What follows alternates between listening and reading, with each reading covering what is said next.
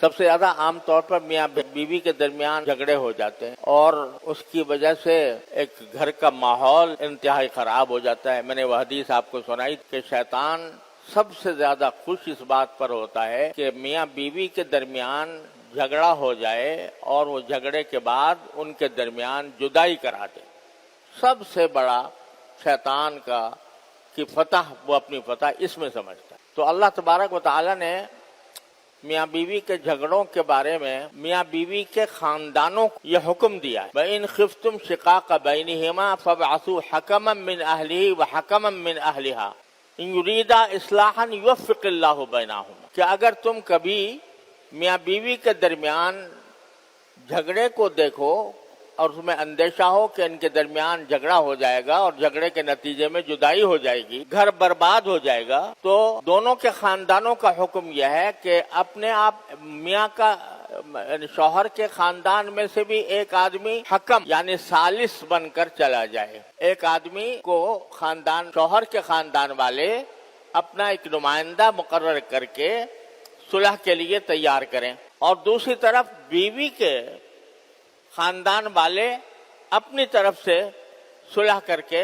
اپنی طرف سے ایک نمائندہ بنا کر ان دونوں کو بھیجیں اور جا کر وہ میاں بیوی کے باہمی اختلاف کو ختم کرنے کی کوشش کریں. اور دیکھو دونوں طرف کا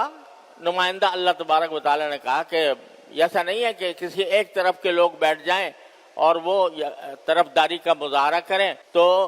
اس کے بجائے دونوں کے نمائندے ہوں. شوہر کے خاندان والوں کا بھی ایک نمائندہ اور بیوی کے خاندان والوں کا بھی ایک نمائندہ، اور وہ جا کر دونوں کی باتیں سنیں اور دیکھیں بھئی کس کی غلطی ہے، کس کے اندر اصلاح کی ضرورت ہے، وہ اصلاح کرنے کی کوشش. اور اس میں ایک جملہ اللہ تعالیٰ نے یہ بھی فرمایا کہ ان یریدا اصلاحا، اگر یہ دو حکم، یہ دو نمائندے اگر اصلاح چاہیں گے، دل سے چاہیں گے کہ ان کے درمیان صلح ہو جائے، تو اللہ تعالیٰ ان کے درمیان موافقت پیدا فرما دیں گے. تو یہ اللہ تبارک و تعالیٰ نے ایک طرح سے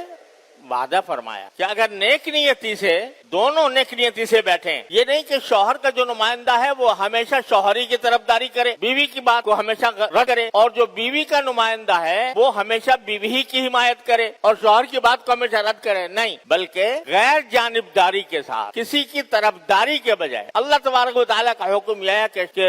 کونوا قوامین للہ شہداء بالقسط. تم سب مومنوں کا یہ حکم ہے کہ وہ اللہ تبارک و تعالیٰ کی خاطر انصاف کے علمبردار بنے اور اللہ کے گواہ بنے. طرفداری کسی کے نہ ہو، اللہ کی ہو. اللہ تبارک و تعالیٰ کے گواہ بن کر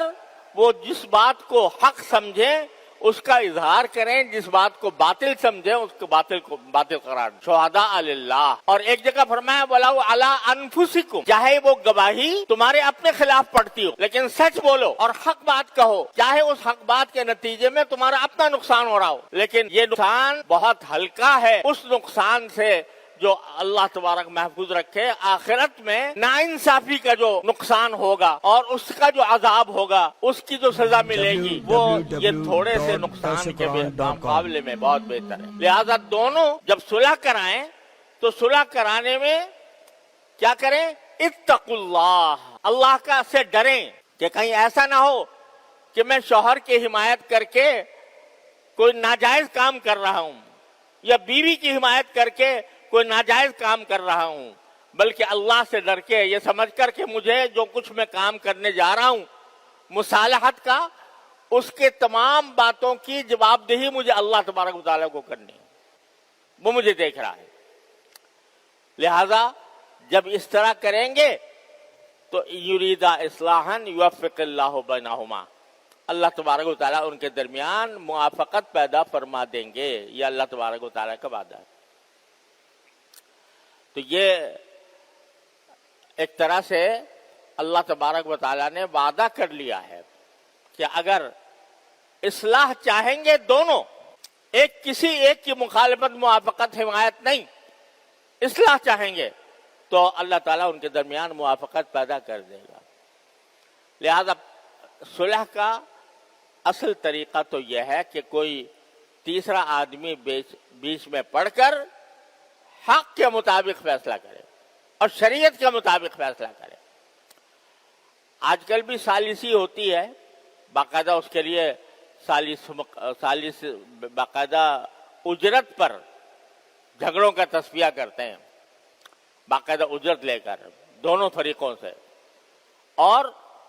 اس کے باوجود بعض اوقات جھگڑا ختم نہیں ہوتا. تو اللہ محفوظ رکھے، بغیر اجرت کے یہ کام کہا جا رہا ہے اللہ تبارک و تعالیٰ کی طرف سے کہ تم اصلاح کی کوشش کرو، یہ تمہارا فریضہ ہے، اور اللہ کے گواہ بنو.